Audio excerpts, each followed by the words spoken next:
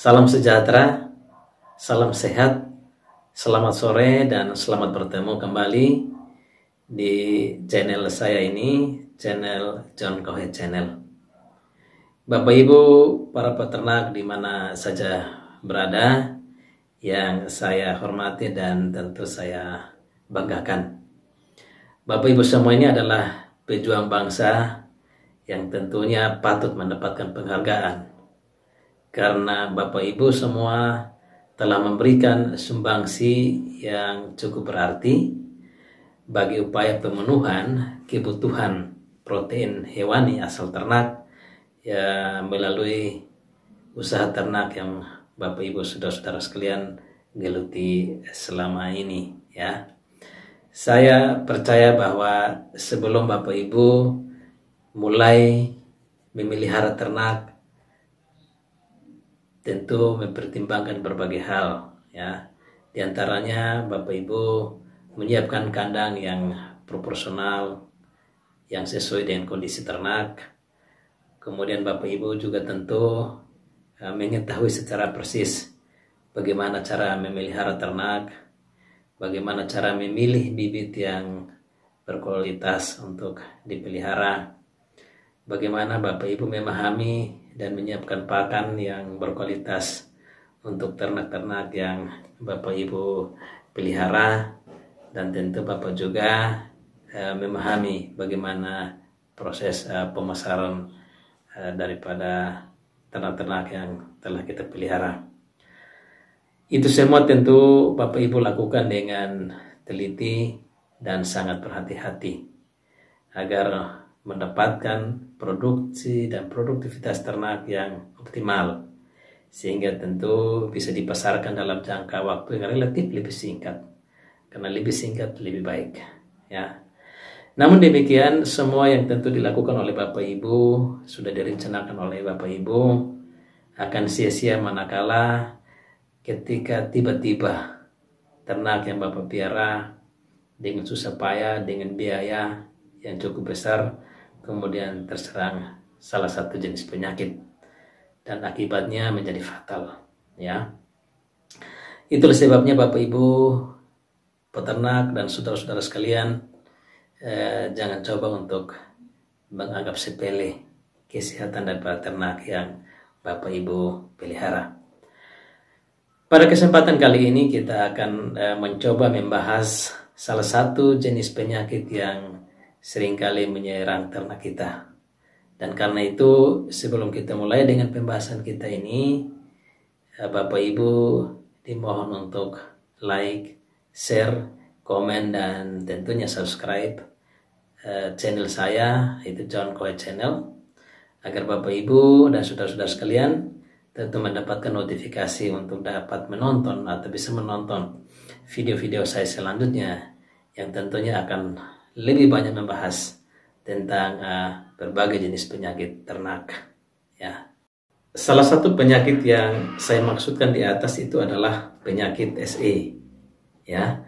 Penyakit SE adalah salah satu penyakit yang tentunya tidak asing bagi peternak di Indonesia. Penyakit SE yang merupakan singkatan dari penyakit septicemia episodika atau sering disebut juga dengan penyakit ngorok.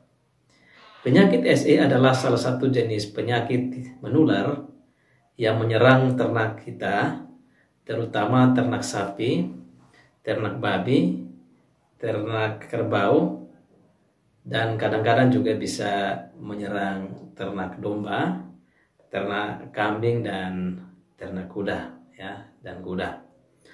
Penyebab daripada penyakit ini adalah bakteri atau kuman Pasteurella multocida ya, Pasteurella multocida.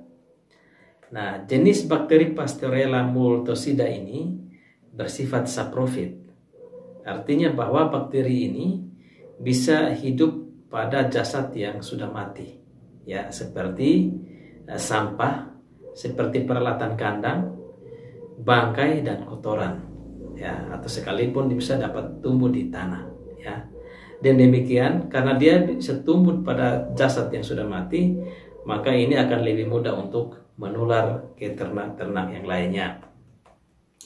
Penyakit SE ini hampir ditemukan di seluruh Indonesia, dan kebanyakan wabah yang ditimbulkan itu bersifat musiman.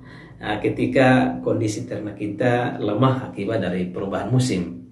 Nah, biasanya terjadi pada pergantian musim antara musim hujan ke musim kemarau atau musim kemarau ke musim hujan. Jadi ketika ada peralihan musim seperti ini, maka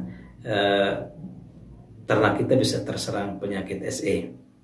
Namun demikian, secara periodik atau secara sporadis, penyakit ini juga ditemukan sepanjang tahun, yang sering disebabkan oleh kondisi ternak yang mungkin mengalami kelelahan akibat dari dipekerjakan, ya, misalnya dipekerjakan di sawah untuk lukuh, tetapi juga akibat dari kedinginan atau akibat daripada mobilisasi pada saat pengangkutan ternak dari satu tempat ke tempat yang lainnya.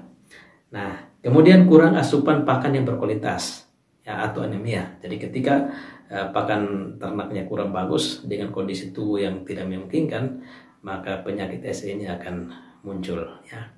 Selain itu juga pengeluaran cairan tubuh ternak yang menderita, misalnya melalui air kencing, ya, melalui saliva atau air liur, dan melalui feses yang jatuh ke tanah yang kebetulan mengandung bakteri Pasteurella multocida.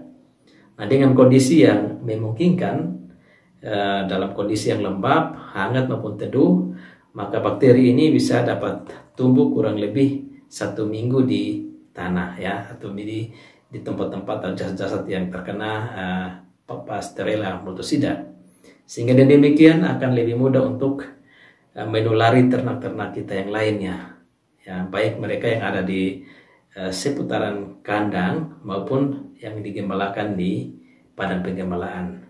Nah, selain itu juga insekta seperti lalat, lintah, dan hewan-hewan kecil yang hingga pada ternak atau pada ternak yang menderita, tentu ini merupakan vektor penularan penyakit SE. Jadi penularan penyakit SE ini akan lebih mudah terjadi pada ternak-ternak kita. Nah, gejala klinis ini tidak banyak terlihat, ya, tidak banyak terlihat, tetapi langsung menimbulkan kematian yang kadang-kadang sangat mendadak, ya. Jadi kadang-kadang kematian yang sangat mendadak tanpa ada gejala klinis awal.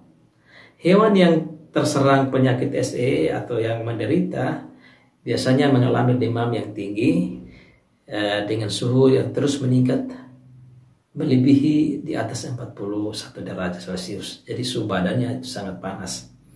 Nah, kemudian ternak kita mengalami kondisi yang lesuh dan lemah, ya.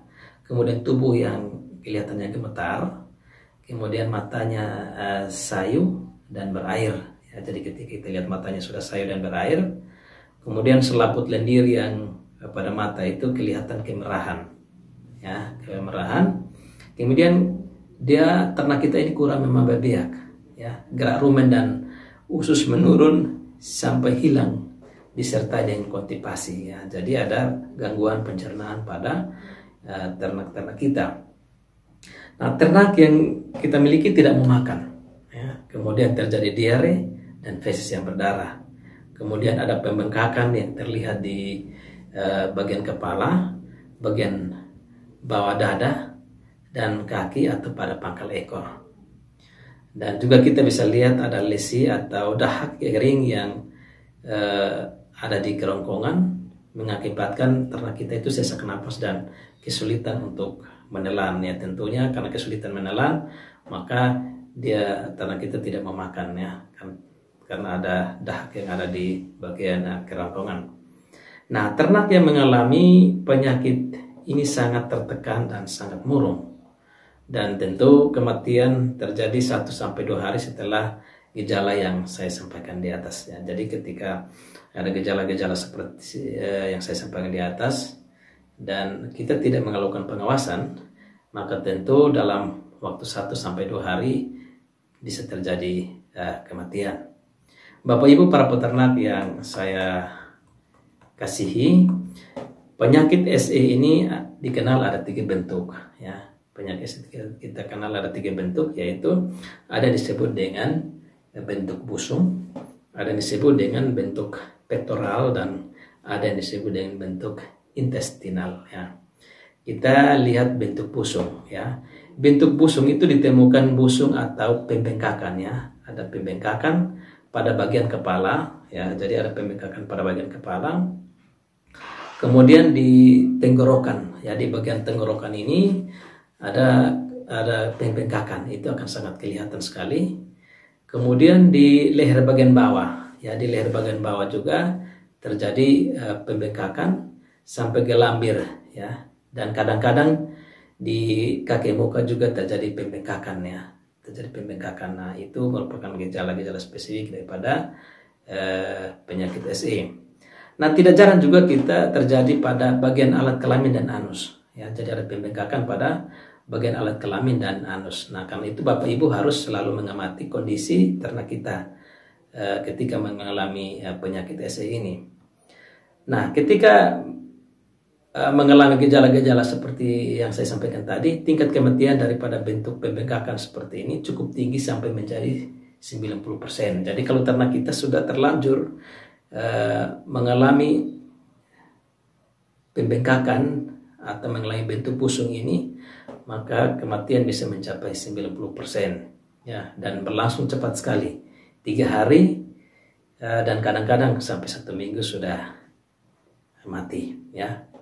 Nah, sebelum mati pada ternak sapi dan kerbau terjadi gangguan pernapasan yang ditandai dengan sesak napas dan suara ngorok merintih serta gigi-gigi meretak. Jadi kalau penyakit SE ini sudah mengalami bentuk busung ini, maka tentu ternak kita akan ngorok dengan keras sekali ya, dan akan ngorok dengan keras sekali dan gigi-gigi meretak ya, gigi-gigi meretak. Dan sekira itu bentuk dari busung. Kemudian bentuk pektoral. Nah, bentuk pektoral ini ditandai dengan batuk kering. Jadi ternak kita kalau sudah batuk kering dan nyeri, ya, kemudian terdapat eksudat di hidung. Jadi ada menempel ingus ya di hidung, ada eksudat kering-kering ada di hidung. Kemudian terlihat bahwa pernapasannya cepat dan agak basah. Lalu penyakit yang bersifat kronis ini ditandai dengan ternak menjadi kurus. Ya, ternak kita menjadi kurus, batuk, nafsu makan terganggu, terus mengeluarkan air mata, suhu tubuh tidak berubah, kemudian terjadi diare yang bercampur darah dan kerusakan pada paru. Ya, jadi itu bentuk pektoral ya. Jadi itu menyebabkan ternak kita kurus. Mungkin saja itu sudah berlangsung beberapa lama karena tidak makan, tidak minum, kemudian mengeluarkan air mata, kondisinya murung, sehingga kondisi tubuhnya menjadi berkurang ya, berat badannya kemudian menjadi berkurang. Nah, ini adalah bentuk dari pektoral. Kemudian bentuk intestinal itu adalah bentuk merupakan gabungan dari bentuk pektoral dan bentuk busung. Jadi kalau ada ternak kita yang mengalami 2 bentuk ini, maka disebut juga dengan bentuk intestinal ya, sehingga perlu Bapak Ibu berhati-hati dalam mengawasi ternak-ternak yang Bapak miliki setiap saat. Nah, bagaimana dengan pengobatan ternak ya? Bagaimana pengendalian agar ternak kita bisa mendapatkan bertumbuh dengan sehat?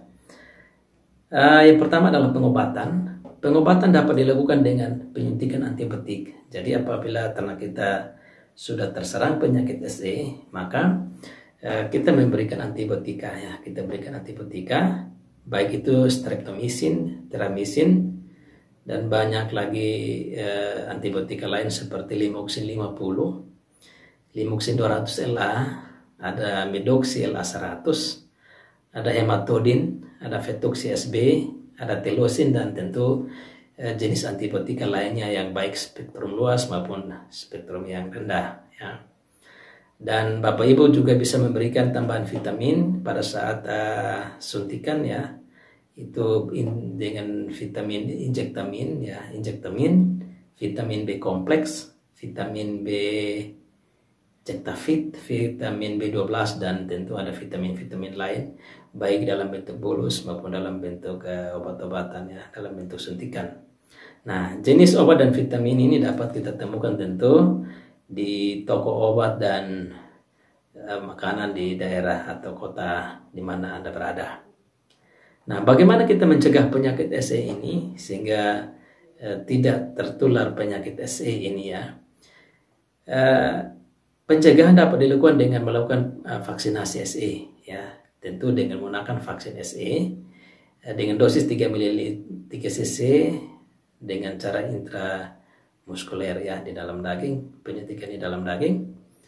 Dan vaksin yang sering digunakan adalah vaksin Septivet, tentu produksi dari Pusat Veterinaria Farma atau Puskesmas Surabaya, yang tentunya saat ini dijual bebas dan bisa diperoleh di toko obat dan makanan ternak di daerah di mana Anda berada. Hewan yang menderita penyakit SE ini sebenarnya bisa dipotong dan di bawah pengawasan dokter hewan, dan tentu dagingnya bisa dikonsumsi ya, dagingnya bisa dikonsumsi, namun tentu harus mendapatkan pengawasan dari dokter hewan. Jaringan yang ada tanda penyakitnya ya, jeroan yang ada tanda penyakitnya harus dibuang dan dimusnahkan. Karkas yang sangat kurus karena penyakit menahun agar dimusnahkan dengan cara dibakar atau dikuburkan. Bapak Ibu yang ternaknya mengalami gejala penyakit SE seperti yang saya sampaikan di atas, tentu harus segera melaporkan ke petugas medis maupun paramedik yang ada di dinas peternakan, baik yang ada di tempat saudara maupun yang ada di dinas, sehingga demikian Bapak Ibu bisa mendapatkan pelayanan ya, baik itu pengobatan kalau sudah terjangkit penyakit SE maupun juga dilakukan pencegahan melalui vaksinasi SE, sehingga demikian tidak terjadi penularan pada ternak-ternak lainnya ya. Ini sangat berhati-hati Bapak Ibu sekalian. Dan tentu ini harus lakukan pengontrolan, pengawasan setiap saat, dan sehingga ternak-ternak Bapak Ibu atau saudara-saudara sekalian bisa sehat dan tentu bisa mendapatkan keuntungan daripada ternak-ternak yang dipelihara. Baik Bapak Ibu para peternak yang saya kasihi dan saya banggakan, tentu demikianlah pembahasan kita pada sore hari ini, dan mudah-mudahan dengan pembahasan ini akan sangat bermanfaat bagi Bapak Ibu para peternak agar tentunya selalu waspada dan mengawasi ternak-ternaknya setiap saat dengan cermat dan teliti sehingga bisa terhindar dari penyakit SE. Dan ketika Bapak Ibu menemui atau menemukan gejala-gejala penyakit seperti ini, maka tentu akan segera lakukan pengobatan atau melaporkan kepada petugas sehingga dilakukan pelayanan. Dan sekali lagi di akhir daripada pembahasan kita kali ini, jangan lupa like, share, komen, dan subscribe, dan supaya Bapak Ibu bisa mendapatkan notifikasi untuk bisa menonton video-video saya selanjutnya. Sampai jumpa di video-video saya berikutnya.